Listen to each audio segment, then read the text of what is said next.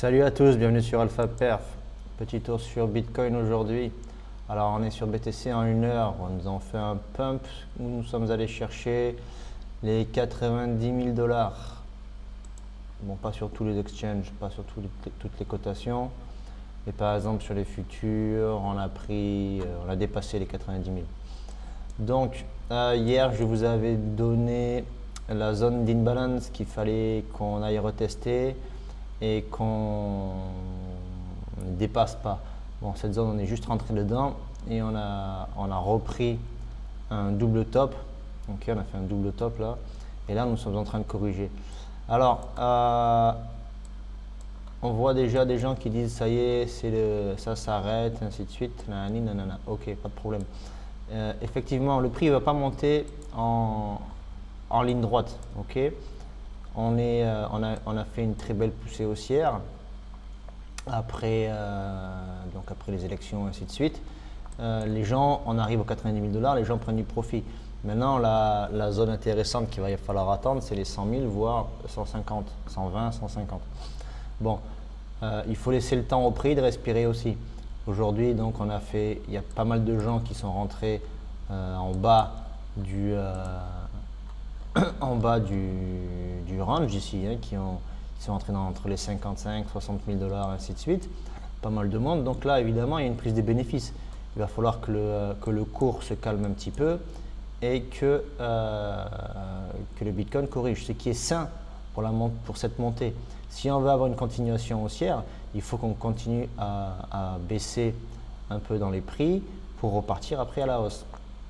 Donc c'est mon plan. Moi, mes positions sont sorties. Il commence à y avoir, depuis hier, là, il y a eu pas mal d'excitation sur les futurs. Les fundings sont pas mal montés, ainsi de suite. Ça va relativement vite. Les gens s'enflamment assez rapidement. Donc, les marchés doivent corriger tout ça. Les marchés doivent calmer un peu toutes ces choses-là. Là, donc, j'ai ma dernière grosse poussée haussière où je vous avais mis hier mon imbalance durant cette poussée. Et mes zones de correction. Mes zones de correction sont les 23,6, les 38,2. 38,2, on ne devrait pas dépasser. On peut mécher jusqu'à 50 pour repartir. Ce qui nous ferait un retest, pas loin d'un retest de cette trend-là, hein, okay, qu'on a depuis le début de notre canal, qui nous permet de sortir du flag de consolidation. Donc, Bitcoin est en train de corriger, tant mieux, il ne faut pas paniquer. Ne sortez pas vos positions spot. Enfin, c'est pas un conseil d'investissement, hein, moi je suis sorti en grosse partie, pas tout, parce que j'attends d'aller bien plus haut. Maintenant, j'ai close tous mes trades ici, tous mes trades en futur sont close. J'ai même shorté un petit peu déjà, mais ça reste du short, comme j'expliquais hier, ça reste du short scalp très court terme, hein, des setups en 5 minutes et puis voilà. Là, là j'ai pas tradé, mais là, j'aurais pu rentrer un short ici. Hier, j'ai pris un long ici. Vous voyez, à cette prise de liquidité, je suis entré en long et j'ai clôturé ce matin. Ouais, j'ai clôturé ici ce matin, 5 h du matin. Voilà, par là. Donc, j'ai pris ce long. Ok, mais ça reste du trading là. C'est déjà pour moi du trading de range quand on se met en 5 minutes. Hein. Donc voilà. Là, on peut aller donc maintenant chercher les plus bas ici. Il faut voir la réaction qu'aura le prix dans cette zone-là. Est-ce qu'on va aller chercher cette zone de liquidité pour venir combler toute cette imbalance ici? À voir. Maintenant, ça reste du trading 5 minutes. Paniquez pas sur le moyen long terme parce que pour moi, on n'a pas fini. Il faut que Bitcoin fasse un peu de consolidation. Ce qui serait en plus bon pour les alts. Si Bitcoin fait un range entre 90 et 82 000 dollars dans cette zone-là, ça serait très bon pour laisser les alts rattraper et avoir un peu de liquidité qui part de Bitcoin donc vers les altcoins. Notamment, on va regarder donc la Bitcoin dominance. La Bitcoin dominance, on voit, vous voyez, Bitcoin qui est en train de corriger, mais la Bitcoin dominance continue à pumper. C'est-à-dire que les gens ne sont toujours pas en train de rentrer dans les alts. L'alt season n'a pas commencé. Déjà, bon, est-ce qu'il va y en avoir une? Je pense que oui, mais l'alt season, elle n'a toujours pas commencé. C'est toujours Bitcoin le maître du marché. Vous voyez là, il se prépare à faire un nouveau plus haut, enfin plus haut, un top local, hein, mais il revient chercher ses 61%. donc malgré qu'il baisse. Donc voilà, liquidité, donc les liquidations, vous voyez on a un petit peu de liquidation en bas, ça c'est du très court terme, 24 heures, hein. Pas mal de liquidation en haut, ça veut dire que les gens sont en train de shorter ce mouvement, donc on pourrait très bien aller faire un petit pump pour aller chercher ça et remonter, c'est très bien, ça nous alimentera notre continuation haussière. On va aller le voir sur 3 jours. On va aller le voir sur 3 jours, on va aller le voir sur 3 jours. 3 jours, voilà, la liquidité est ici. Évidemment, des gens sont rentrés en longue. C'est pas pour ça qu'on va aller la chercher. On peut aller alimenter un peu la baisse avec, aller prendre les points intéressants comme ici. On peut aller tout à fait chercher les 80 000 $, ce qui serait intéressant pour le marché, hein, mais ça ne nous casse en aucun cas notre structure haussière. La structure de Bitcoin est haussière, on recherche des longues. Si on vient faire un bas, vous pouvez construire une position à partir de là. Si on vient chercher ces liquidités-là, vous commencez à rentrer une partie de votre position ici. Si on redescend, vous continuez à rentrer une autre partie de votre position ici pour aller chercher après les plus hauts. Du moins, même si on doit faire si on doit recommencer une phase baissière, parce que, attention, je dis ça, je ne dis pas du tout que c'est ce qui va se passer. Mais il faudrait qu'on revienne chercher la liquidité ici, qu'on fasse un fake out et qu'on reparte à la baisse. Aujourd'hui, ce n'est pas du tout ce qu'on est en train de faire. On est déjà en train de créer une structure de continuation. Ça, c'est une belle structure de continuation. On va ranger ici, sortir des gens parce que les gens sont impatients et repartir à la hausse. Alors, une fois de plus, je dis ça, je dis rien, c'est mon avis. On voit que Ethereum, lui, est allé chercher sa liquidité haussière et de suite a breaké à la baisse. Ça, c'est moins joli, mais restons quand même focus que Ether n'est même pas allé chercher ces niveaux-là, niveau des 3600. Ether, il a beaucoup de boulot à faire. Ether, il faut qu'il monte. Il a cette liquidité à aller prendre, 3600, cette liquidité à 4000 et après faire un nouvel ATH, 4002, il faudrait qu'il monte. Donc, on a bien le temps de corriger pour repartir. Les choses ne se font pas en un jour, même si on a des gros pumps comme ça, les choses ne se font pas en un jour, d'accord? On a des coins comme Doge, ainsi de suite, qui ont énormément pump. Ça veut dire que, bon, ben, c'est évident, hein, le Doge avec Elon Musk qui est proche de Trump, Trump qui passe, ainsi de suite, c'était sûr que Doge allait pump. Voilà, il a pris, je crois qu'il a fait 100% là, un peu plus. Ouais, 200%, vous voyez. Donc voilà, et là les gens qui sont rentrés ici sont déjà en train de prendre des bénéfices. Donc paniquez pas, vous allez avoir des entrées.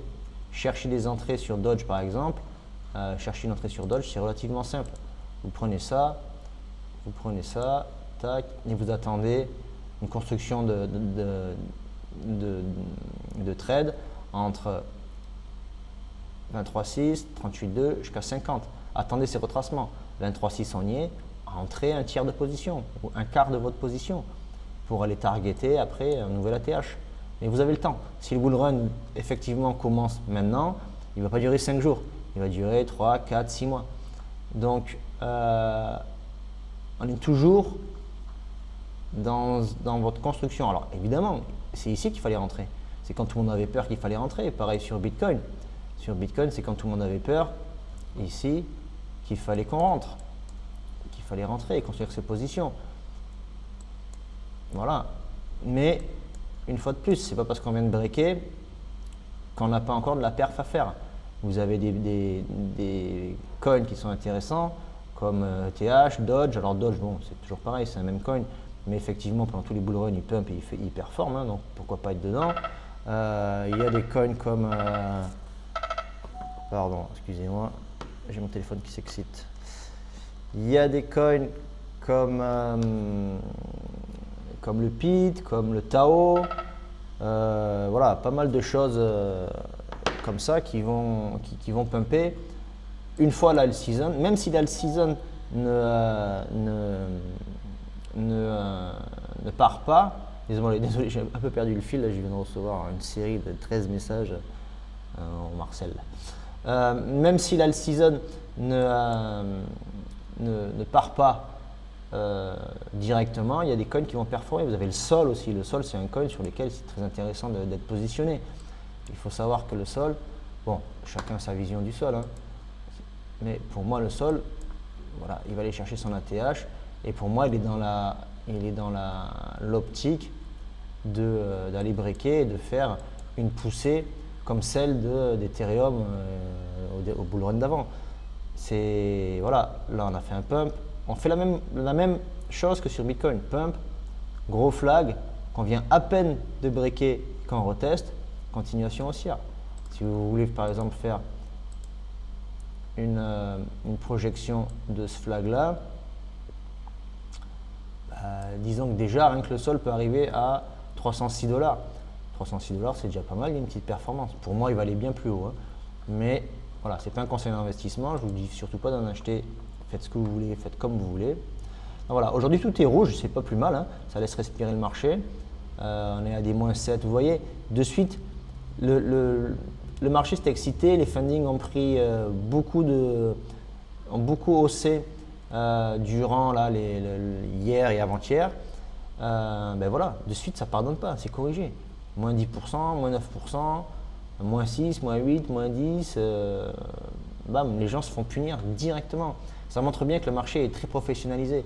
Aujourd'hui, les retails ne sont pas encore rentrés. Ils commencent à rentrer quand on voit les fundings s'exciter, ils se font direct sortir.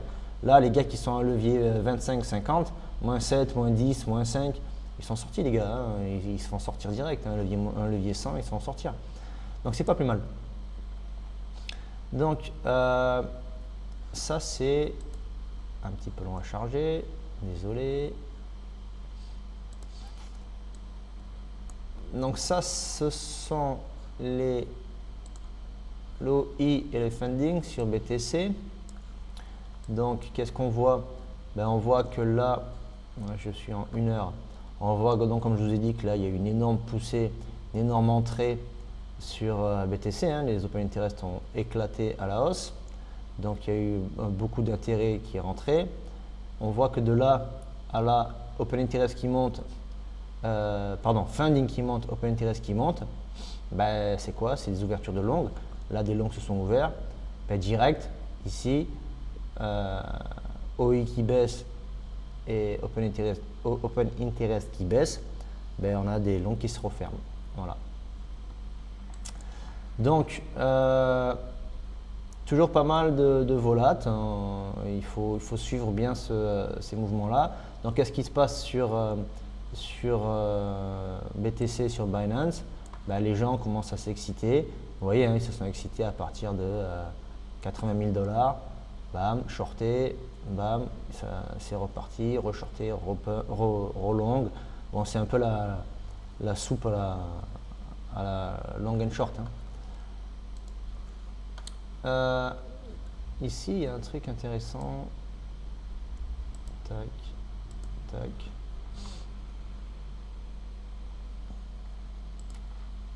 Je vais mettre en 1 heure. Ça, voilà, un petit peu rechargé. Ça, ce sont les positions en attente. Vous voyez, il n'y a pas grand chose en fait. Alors,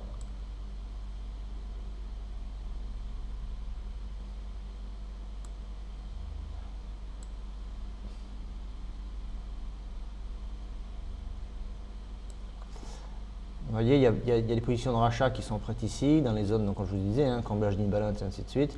Après, il n'y a rien en bas. Il y a quelques positions en rachat très très bas, 70 000. Hein. Bon, ça c'est un peu du rêve, je pense. Maintenant, on a de l'achat aussi en haut, donc faites attention. Après, il n'y a pas grand chose, donc ça veut dire qu'on peut monter tranquillement.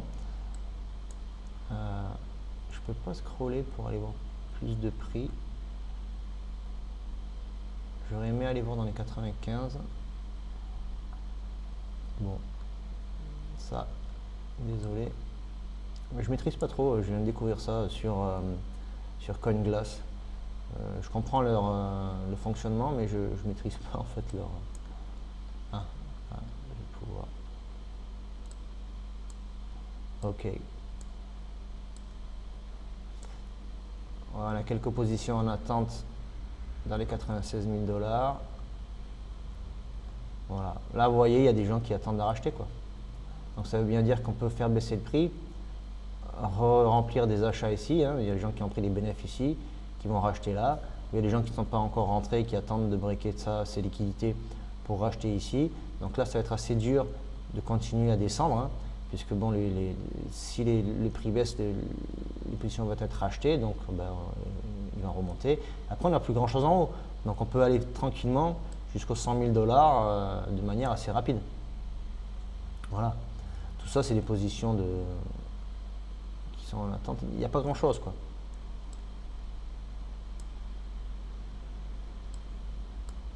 Ok, donc je ne m'éternise pas là-dessus. Alors que font les whales, micro whales et retail?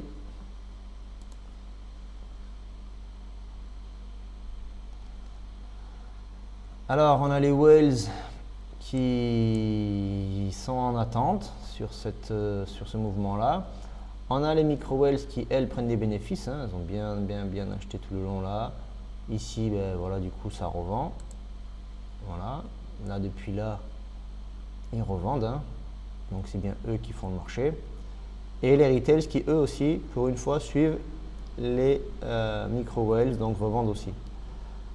Donc là, on a pas mal de poussées de pression vendeuse. Donc, laissons descendre le prix. Voyons les réactions qu'il y a. Et puis, on se repositionnera comme il faut pour continuer. Mais on a le temps. Ça peut prendre une semaine, sachant qu'on a aussi cette semaine, ce soir, enfin cet après-midi, on a le core CPI, demain on a le PPI, donc voilà, il y a pas mal de petits trucs, de petites infos qui peuvent faire bouger le prix. À savoir aussi, comme je vous le disais hier, regardez les indices. Les indices aujourd'hui sont... Alors ça c'est le dollar continue à monter. Le S&P a commencé à entamer une petite correction tranquille, hein, donc il se calme lui aussi. Hein. Le NAS certainement pareil, voilà. Voilà, le NAS se calme aussi, donc Bitcoin va se calmer. L'euphorie des élections, ça y est, elle est passée. Donc, bon, voilà. Faites attention un peu à ce qui peut se passer. On peut aller corriger, mais vous paniquez pas, je veux dire, sur le fait de croire que ça y est, le pump est fini. Profitez de prendre du temps, respirer et surtout essayez de construire de nouvelles positions pour entamer la continuation haussière. Voilà. Un bull run ne se fait jamais en un seul pump jusqu'à 200 000 ou jusqu'à 1 million ou jusqu'à quand vous voulez. On va toujours faire, c'est du 15 minutes en plus. Si vous regardez par exemple en daily, c'est toujours en pump, hein, il ne se passe rien. Hein. Il ne se passe strictement rien. Là en pump ici, des gens se font liquider là, il y a un problème. Hein. Là on a des liquidations, depuis hier on a autant de liquidations en long qu'en short, alors qu'on ne fait que monter, quoi. Je ne comprends pas pourquoi les longues perdent. Au bout d'un moment, il faut savoir sizer ses positions, il faut apprendre toutes ces choses-là. D'ailleurs, j'ai des tutos sur ma chaîne, hein, vous pouvez aller faire un tour sur ma chaîne. J'ai des tutos de comment manager un trade, comment fonctionne le risk management, et ainsi de suite. Allez-y, profitez-en, c'est gratuit. Vous avez mon Discord, venez sur mon Discord, vous vous inscrivez, on peut discuter de ça, poser des questions. C'est avec plaisir que j'en parle. Donc voilà, instruisez-vous. Et ne rentrez pas dans l'idée que vous avez loupé le train. Parce que, effectivement, le train est parti, mais ce n'est pas pour ça qu'on ne peut pas le prendre à la gare suivante. Et c'est pas parce que y a des gros pumps qu'il faut paniquer, ou c'est pas parce qu'il y a des gros pumps qu'il faut se voir déjà rouler en Lamborghini ou j'en sais rien. Construisez vos positions, construisez vos portefeuilles, managez votre risque, essayez de bien garder vos gains. Là, vous allez runner un bull run de manière intéressante. Vous voyez, le bull run, il avait commencé depuis ici. Hein. C'est pas nouveau. Hein. Enfin, une fois de plus, les gens vont dire ah, tu parles de bull run maintenant. Ouais, je parle de bull run. J'aime pas utiliser ce mot-là, mais on est en marché haussier. On est en marché haussier sur lequel on a fait un flag de consolidation et une continuation haussière. Je vais faire la même chose que j'ai fait sur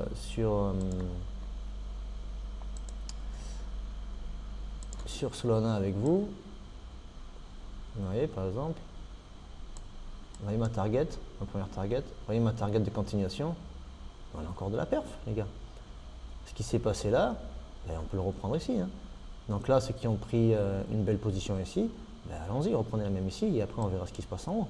On continuera et puis on continue, puis on peut aller au 150, on peut aller sans fin. Mais n'oubliez pas qu'il y aura des corrections. Voilà.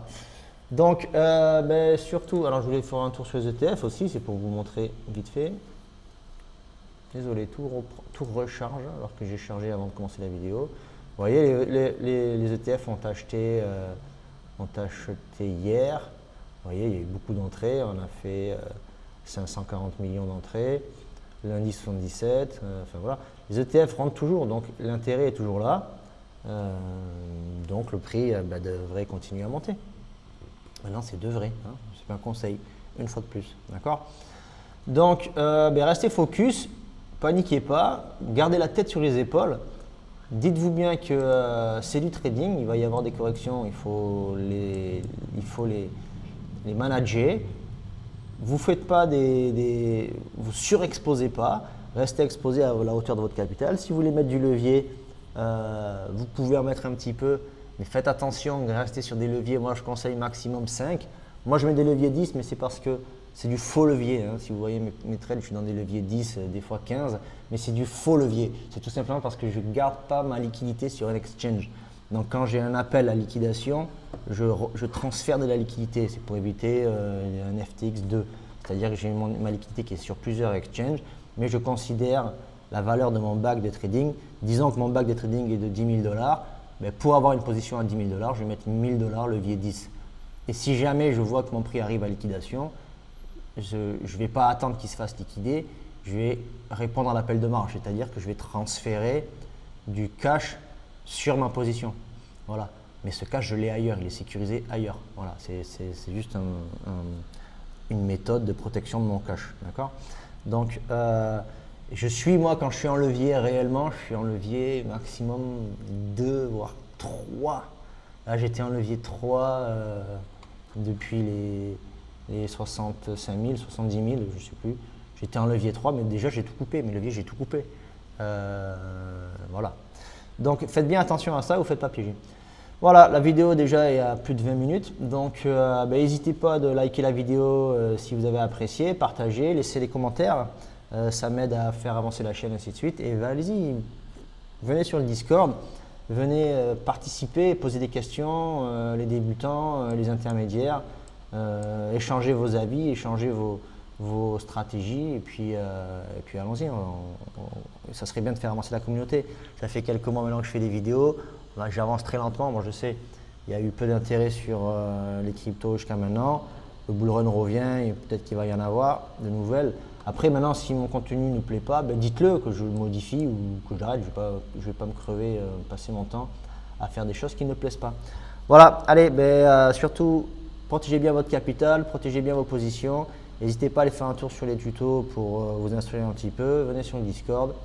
Et voilà, be safe and follow. Ciao.